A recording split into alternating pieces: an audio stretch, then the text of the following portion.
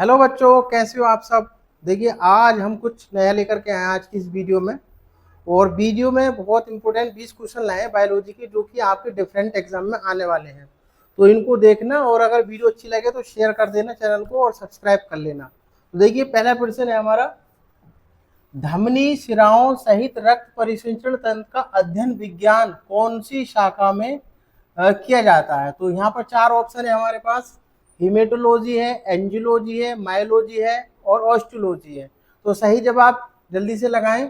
तो इसका सही जवाब होगा एंजियोलॉजी, ऑप्शन बी। ठीक है, इसी प्रकार से हम आगे बढ़ते हैं। अब देखिए दूसरा प्रश्न है, एंजियोलॉजी का जनक किसे माना जाता है। Karl Landsteiner, बीनर, William Harvey, Robert Hooke. जल्दी से कमेंट करिए और बताइए कौन सा होगा इसका आंसर। तो इसका सही जवाब है विलियम हार्वे। ठीक है, होगा सही जवाब, आपको पता होगा। ऑप्शन देख लीजिए एक बार, 5 लीटर, 4 लीटर, 7 और 8। सही जवाब क्या होगा इसका? सही जवाब है इसका 5 लीटर। अगर इस तरीके से रेंज में हो तो 5 से 6 लीटर के बीच में होता है। सही अगर रेंज कोई पूछे तब बताना है आपको। उसके बाद देखिए, किसी व्यक्ति में ब्लड की मात्रा उसके कुल भार का लगभग कितनी होती है। 2 से 3%, 3 से 4%, और 7 से 8% और 10 से 12%। पूछा क्या है, दोबारा प्रश्न पढ़ते हैं। ब्लड की मात्रा उसके भार की लगभग कितनी होती है।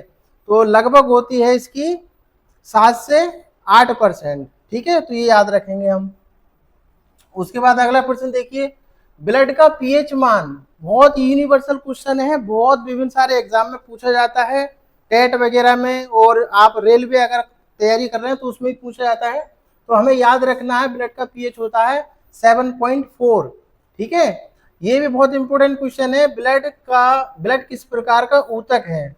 हम जब टिश्यू पढ़ाते हैं तो टिश्यू में पूछा जाता है ब्लड कैसा है। तो ब्लड के लिए यहाँ पे 4 ऑप्शन है। देखिए उपकला ऊतक यानी इपिथेलियम, कनेक्टिव टिश्यू, और ये लिक्विड कनेक्टिव टिश्यू, और पेशी ऊतक।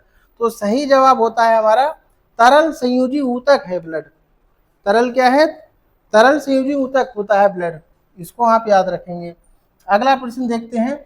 अगला प्रश्न है, ब्लड का सर्वाधिक भाग कौन बनाता है। ऑप्शन है प्लाज्मा, आरबीसी, डब्ल्यूबीसी और प्लेटलेट्स।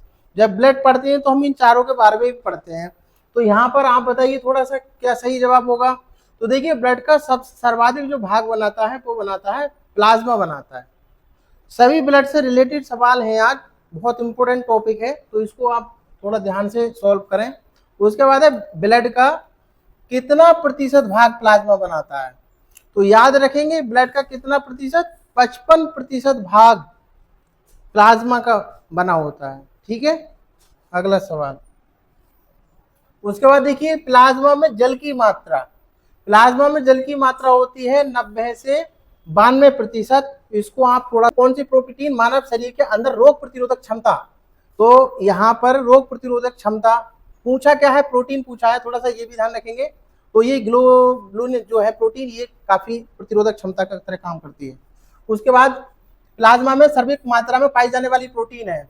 तो प्लाज्मा के अंदर सबसे ज्यादा एल्बुमिन पाया जाता है। और अगला प्रश्न है, रक्त का थक्का बनाने में कौन सी विटामिन सहायता करती है।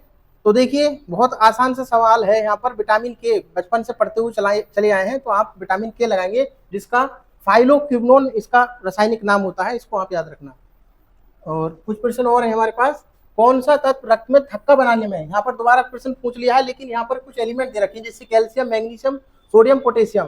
तो ये जो कैल्शियम है, कैल्शियम आयन जो है, ये रक्त के थक्का बनाने में हेल्प करता है। ठीक है, अब आगे पढ़ते हैं। निम्न में से कौन सी प्रोटीन का निर्माण लीवर यानी यकृत में होता है। हिपेरिन, प्रोथ्रोम्बिन, फाइब्रिनोजिन, उपरोक्त सभी।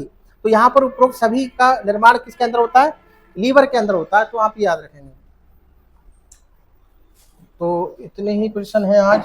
तो दोस्तों ये वीडियो कैसी लगी आप थोड़ा कमेंट करके बताना, और अगर वीडियो अच्छी लगी तो शेयर कर देना। धन्यवाद।